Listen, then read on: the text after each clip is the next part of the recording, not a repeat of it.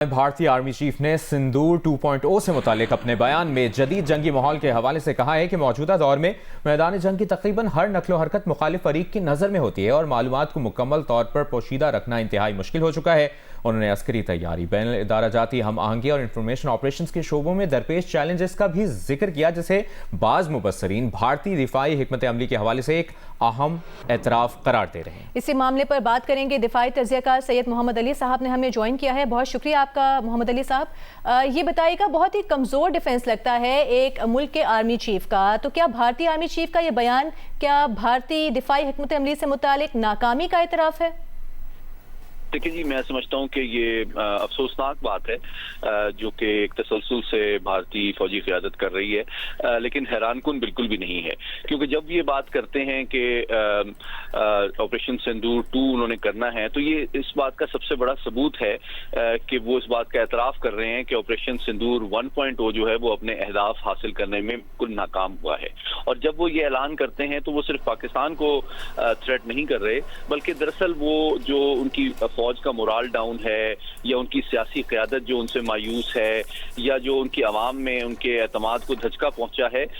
اس کو ریوائیو کرنے کی ایک ناکام کوشش ہے۔ حقیقت یہ ہے کہ آپ جانتے ہیں کہ پوری دنیا اس بات سے واقف ہے، بیشتر دفعہ صدر ٹرمپ ان کو یہ بات یاد کرا چکے ہیں کہ ان کی انٹرونشن کے نتیجے میں پاکستان نے اپنی جوابی کارروائی روکی تھی، ورنہ ان کو اس سے کہیں زیادہ بڑا نقصان اٹھانا پڑتا۔ اور میں یہ بھی کہنا چاہتا ہوں کہ پچھلی دفعہ بھی پاکستان نے اپنی جو دفاعی صلاحیت ہے اس کا پوری دنیا کے سامنے لوہا بھی منوایا، لیکن پھر بھی انہوں نے ایک محدود کارروائی کی اور اپنی صلاحیت کو کے حوالے سے ریسٹرینٹ کا مظاہرہ کیا۔ اس وقت جو اس طرح کے بیانات سامنے آ رہے ہیں، اس سے یوں لگتا ہے کہ بھارتی فوجی قیادت جو ہے وہ بہت شدید داخلی سطح پہ دباؤ میں ہے۔ فوج کے اندر بھی جو مورال کے مسائل ہیں،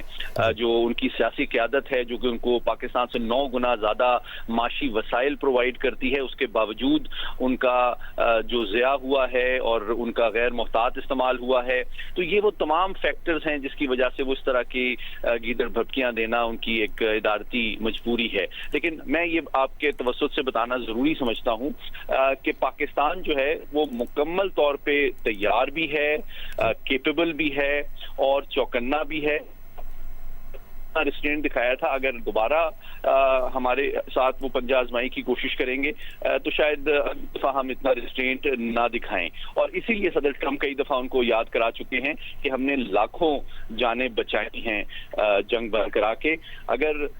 میں توقع کرتا ہوں کہ جو ذی شعور اور ذمہ دار اور سنجیدہ حلقے ہیں سیاسی یا فوجی بھارت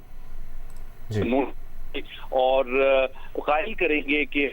کہ اس خطے میں جو اور دنیا میں جو گرتی ہوئی ساکھ ہے داری کا ثبوت دینا چاہیے، اور کمپوزٹ ڈائلاگ کی طرف دوبارہ آنا چاہیے تاکہ عالمی قوانین اور سفارتی ذرائع تمام خصوصاً مسئلہ کشمیر اور جو پانی کا مسئلہ ہے اس کو حل کریں اور یہ خطہ ترقی و خوشحالی کی منزلیں طے کریں، کیونکہ جو کی طاقت کا زور اس کے نتیجے میں اب بھارت جو ہے وہ دنیا میں ارریلیونٹ ہوتا جا رہا ہے۔ تو اس کے لیے ضروری ہے کہ وہ اپنی ناکامی غلطیوں سے سبق سیکھے اور ایک ذمہ داری کا ثبوت دے، جو کہ اس کے 1.5 ارب جو عوام ہیں وہ اس کے مستحق بھی ہیں اور توقع بھی کرتے ہیں کہ اس کا مینڈیٹ اور وسائل اس طرح جنگ کے خطرات سے اس خطے کو دوچار کر کے ضائع نہیں کرنا چاہیے۔ بہت شکریہ آپ کا سید محمد علی صاحب، آپ نے جیو نیوز کو وقت دیا۔